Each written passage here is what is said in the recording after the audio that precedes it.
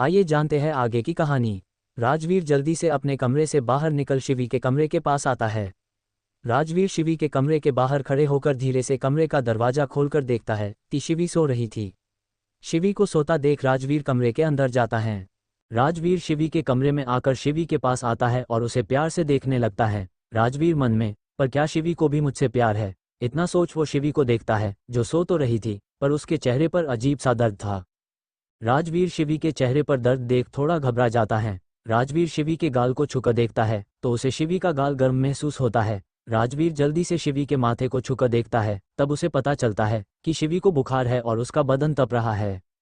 राजवीर जल्दी से शिवी को कंबल से कवर करता है और उसके पास बैठ जाता है। राजवीर यहाँ वहाँ देखता है पर उसे कुछ समझ नहीं आता है। राजवीर एक बार फिर शिवी के माथे को छूकर देखता है और उसे महसूस होता है कि बुखार सच में ज़्यादा है।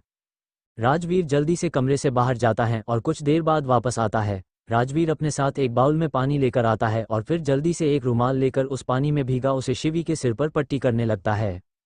राजवीर बहुत देर तक शिवी को ऐसे ही पट्टी करता है, फिर रुक एक बार और उसका बुखार चेक करता है। शिवी का बुखार कम हो गया है। ये देख राजवीर राहत की सांस लेता है। राजवीर वहीं पर शिवी का हाथ पकड़ बैठ जाता है। तभी शिवी अपनी आंखें खोलती है और राजवीर को देखती है जो उसका हाथ पकड़े बैठा है। शिवी बिना कुछ बोले फिर से अपनी आंखें बंद कर लेती है। राजवीर ऐसे ही शिवी के पास बैठा रहता है और ऐसे ही उसे नींद आ जाती है।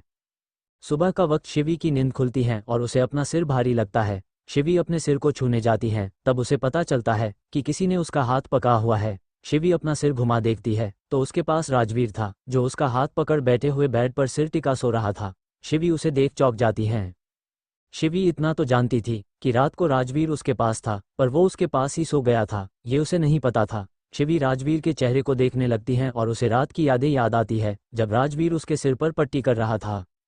शिवी राजवीर से अपना हाथ छुड़ाने की कोशिश करने लगती है, तभी शिवी की हलचल से राजवीर की नींद भी खुल जाती है। राजवीर शिवी को उठा हुआ देख जल्दी से उसके माथे को छूकर, क्या बुखार उतर गया तुम्हारा? राजवीर को जब शिवी का टेम्परेचर नॉर्मल महसूस होता है तो वो राहत की सांस लेता है। राजवीर शिवी से दूर होकर उसे देखता है तो शिवी उसे ही देख रही थी। राजवीर जल्दी से, वो रात को तुम्हारी तबीयत खराब हो गई थी इसलिए। उसकी बात सुन शिवी बिना कुछ बोले उठ के बैठ जाती हैं। उसे देख राजवीर, तुम फ्रेश हो जाओ, मैं भी अपने कमरे में जाता हूँ। इतना बोल राजवीर कमरे से बाहर चला जाता है। राजवीर के जाने के बाद शिवी भी उठ के वॉशरूम में चली जाती हैं। राजवीर अपने कमरे में आकर देखता है तो कल का सारा बिखरा हुआ सामान वैसे ही था। राजवीर सबसे पहले वॉशरूम में जाता है। राजवीर नहा के फ्रेश होकर कमरे से बाहर आता है और सीधा नीचे जाकर किचन में जाता है। किचन में शांता काम कर रही थी। वो जब राजवीर को देखती है तो शॉक हो जाती है। शांता राजवीर से, साहिब आप इधर। राजवीर, तुम जाकर मेरा कमरा साफ करो। उसकी बात सुन शांता, वो साहिब पहले आपके लिए नाश्ता बना लेती हूँ, फिर कमरा भी साफ कर दूंगी। उसकी बात पर राजवीर, मेरे और शिवी के लिए नाश्ता मैं बना लूंगा, तुम जाओ पहले मेरा कमरा साफ करो। उसकी बात सुन शांता थोड़ी हैरान होती हैं, पर फिर वो किचन से बाहर चली जाती हैं। शांता के किचन से जाने के बाद राजवीर किचन में यहाँ वहाँ देखते हुए नाश्ता बनाने लगता है। शिवी तैयार होकर अपने कमरे से बाहर निकलती है। उसे चलने में थोड़ी दिक्कत हो रही थी, इसलिए शिवी धीरे धीरे चल के डाइनिंग टेबल के पास आकर शांता को आवाज़ देती है। शिवी की आवाज़ सुन राजवीर किचन से बाहर आकर, बैठ जाओ, मैं अभी नाश्ता लेकर आता हूँ। राजवीर को किचन में देख शिवी की आंखें बड़ी हो जाती हैं। शिवी जल्दी जल्दी किचन में आकर, आप यहाँ क्या कर रहे हैं? राजवीर शिवी को देख, तुम्हें दिखाई नहीं देता, नाश्ता बना रहा हूँ। उसकी बात सुन शिवी, पर आप क्यों? शांता कहाँ है? क्या वो आज काम पर नहीं आई है? अगर वो नहीं आई है तो आप हटाए, मैं बना देती हूँ।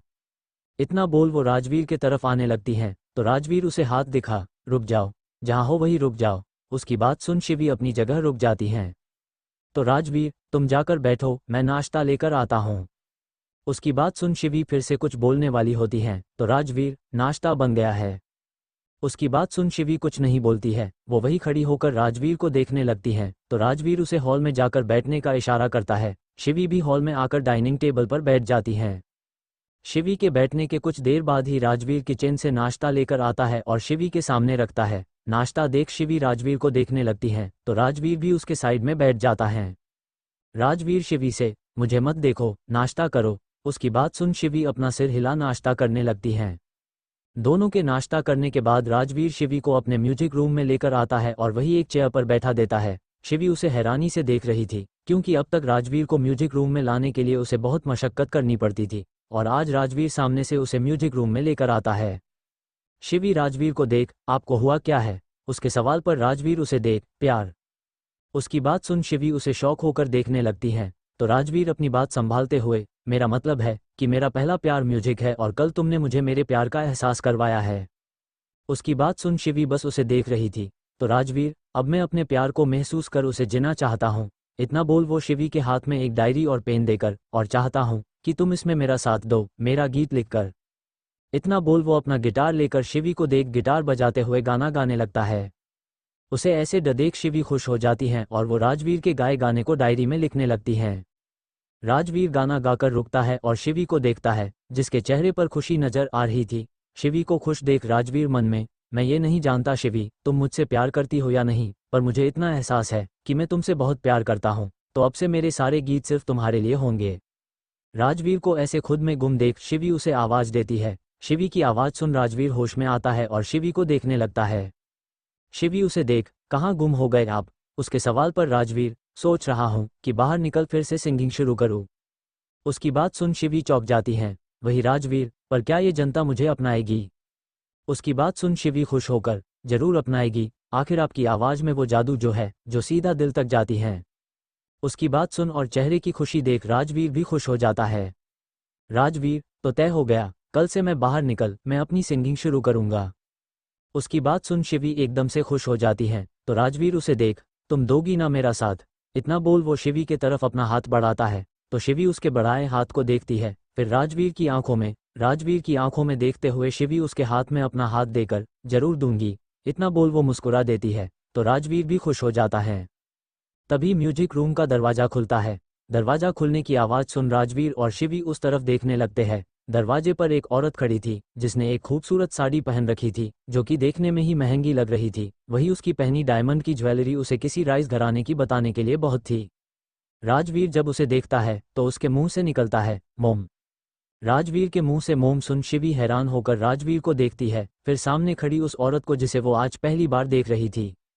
वो औरत यानी राजवीर की मां सुनैना शेखावत अंदर आकर सबसे पहले राजवीर के पास आती हैं और उसे देख उसके चेहरे को छू, राजवीर, इतना बोल वो उसके सीने से लग जाती हैं। शिवी हैरानी से बस उन दोनों को देख रही थी। शिवी को अब तक लगता था कि शायद राजवीर की मां नहीं है, उसके सिर्फ पापा है, क्योंकि इतने महीनों में राजवीर से मिलने कभी उसकी मां नहीं आई थी और ना ही राजवीर ने कभी उनका जिक्र किया था। सुनैना ने राजवीर को भले ही पकड़ रखा था, पर राजवीर ने उन्हें नहीं पकड़ा था। सुनैना राजवीर से अलग होकर उसे देख नाराज है। उनकी बात पर राजवीर बिना कुछ बोले उनसे मुंह घुमा लेता है, तो सुनैना जी, होना भी चाहिए, माँ होकर भी इतने महीनों बाद तुमसे मिलने आई हूँ।